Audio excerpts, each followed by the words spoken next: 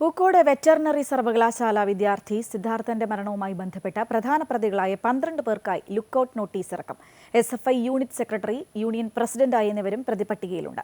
SFI unit അംഗം ഉൾപ്പെടെ 6 പേരാണ് ഇതുവരെ അറസ്റ്റിലായത്. ഇടുക്കി സ്വദേശി എസ് അഭിഷേകാണ് Pookode veterinary college SFI unit committee അംഗമായി പ്രവർത്തിച്ചിരുന്നത്. College union president K Arun, union അംഗം Asif Khan, SFI unit secretary Amal Ihsan എന്നിവർ ഒളിവിലാണ്. യൂത്ത് കോൺഗ്രസും ABVPയും കടുത്ത പ്രതിഷേധവുമായി രംഗത്തുണ്ട്.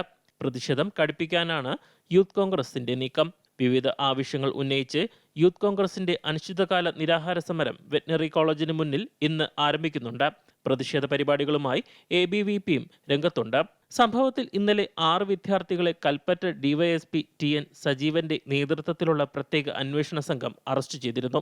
ഇവരെ കൂടാതെ 12 പ്രതികൾ ഒളിവിലാണ്. വരും ദിവസങ്ങളിൽ കൂടുതൽ പേരിലേക്ക് അന്വേഷണം എത്തുമെന്നാണ് പോലീസ് പറയുന്നത്. അമൃത ന്യൂസ്, വയനാട്.